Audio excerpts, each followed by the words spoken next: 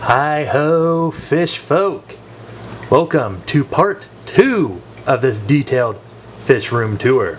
That's right, part 2. So, to those of you that have not seen part number 1, I will go ahead and add the link in the description. But yes, if you have not seen part 1, click the link in the description, that way you don't miss out on what we have already covered. But, without further ado, and avoiding a long intro here, let's get right at it and meet the rest of these fish. So since I did not include an individual shot of this aquarium in my initial video tour, I'm going to go ahead and start part 2 with this 20-gallon Hex Column Tank. And in here you kind of see one of the fish already. That is a copper molly. And he shares this tank with 3 Corydoras. They originally were in a 20-gallon normal tank, however, the water suddenly went bad in there, and after weeks of trying to figure out what it was, I wasn't really gaining any ground. So in order to save the fish's lives and give them the best chance for survival, I went ahead and relocated them here temporarily until Finley, and who's in a 29 if you watched the other video earlier, once he gets moved, these guys will probably get moved over there. And then the little copper molly will probably get some more friends. For plants, got a little Anubias here. It's kind of buried underneath our tall plants here, which I might mispronounce, but I believe that's Rotella indica. Something along that lines. If I'm wrong, please feel free to correct me in the comments. Otherwise, we got some Java moss, and kind of hidden behind the Rotellas and the hornwort here are also 2 Java ferns, also in the wood here. And that's kind of something I really like about Java ferns, and really all kinds of moss, flame moss, Java moss, you name it. It's a good plant just to put on a piece of driftwood like so and just watch it take off. I put mine in here relatively recently, and I don't really let it take off too terribly much. I just kind of like to have somewhat mossy looking spots on the wood because it gives it more of a natural look in my opinion. So next up I have this typical 10-gallon tank with these little guys. These are Pea Puffers, also known as the dwarf Indian puffer. And they are all hiding right now. Usually my puffer fish are not this camera shy. Oh, there's one coming back out from his hiding spot. And it's kind of hard to tell just how small these guys are. But that is about as big as they get. These guys only grow to about an inch big, and that's about it for them. They love this, they love heavily planted tanks. As you can see, you got a little corkscrew valve in here. Lots of other plants right here. Some moss on some driftwood. That's just some algae on the rock and all that. Had a little bit of an algae break in here, as you can probably tell, but starting to get it more under control. Still got a little bit of work yet to do. Not gonna lie, I was kind of bad when I first got these. I kept the light on a little longer than I should have been because I loved watching these guys swim. I still love watching these guys just do their thing and just swim all around here. And that's how the algae outbreak happened. The lesson here is don't keep your light on too long. Only keep it on for about 8 hours and that's about it. But nonetheless, getting it back under control, and love these little guys. This was the first species of puffer I got them before Finley even, and for good reason. I would say if anyone's looking into getting puffer keeping, this is a good starter puffer fish for you. They're true freshwater.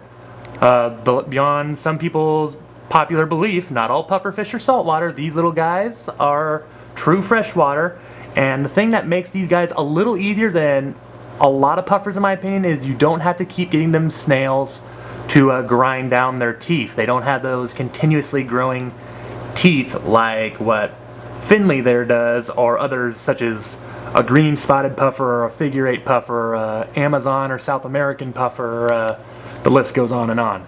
These guys are a good little starter to kind of get what puffer fish are like, and kind of an entryway to puffer keeping.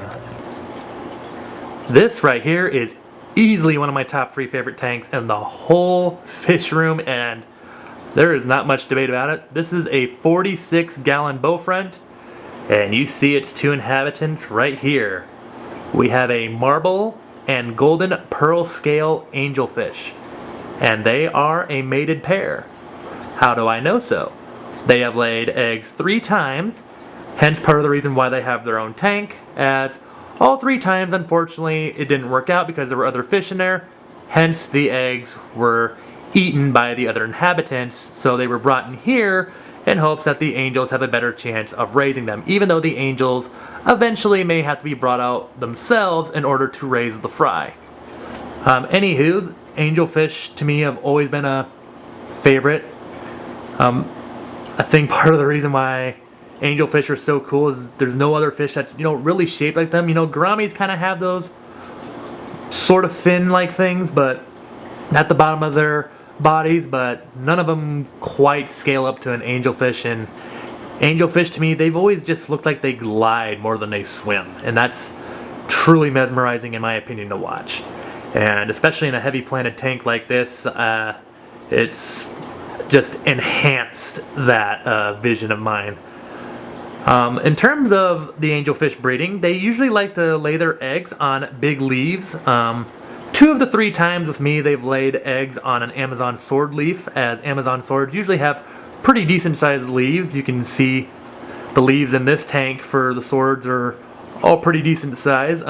One time they did lay eggs on an Anubias, the 1 stray time out of the 3, which depending on the type of Anubias can have decent sized leaves as well. In terms of tank setup, obviously a tropical fish. These 2 can easily grow considerably more in this as long as, I don't put anything else in there, which I don't plan to because I want them to have a chance to breed and breed successfully. And if you put other fish in with them, or really any egg-laying fish, you kind of take away that opportunity to do so. Next up, we have this relatively new tank. Well, I've had the tank itself for a while, but the inhabitants are relatively a new addition to the fish room, and these are African cichlids living inside this 55-gallon tank. And before I get to the fish, something worth noting, this is my only fake planted tank in the whole fish room. Reason being, African cichlids like to live at a higher pH level, give or take around the 8.0 pH level, which is kind of hard for some plants to grow at, if not most plants really.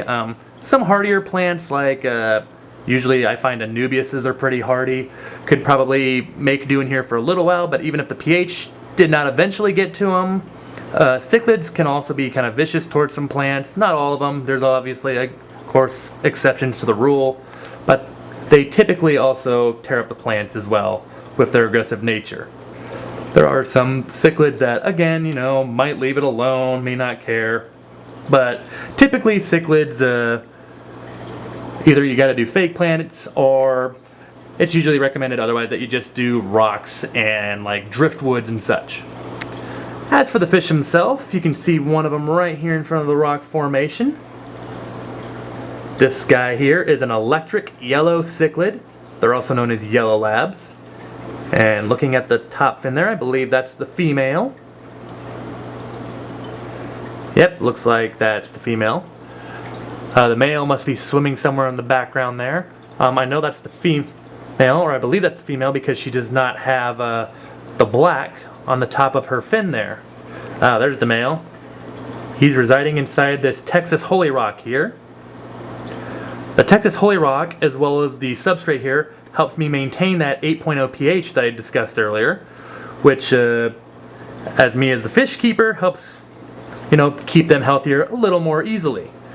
And there you can see the male, unlike the female, has some black at the tip of his fins there. And that to me is just a beautiful, beautiful combination. Those two electric yellows, they share this 55-gallon tank with some peacock cichlids. There's 8 fish in here total, and they have about 200 gallons of filtration. Reason being, something that you kind of do to mild out some of the African cichlid behavior is overstocking usually sometimes helps mild out or keep their aggression in check.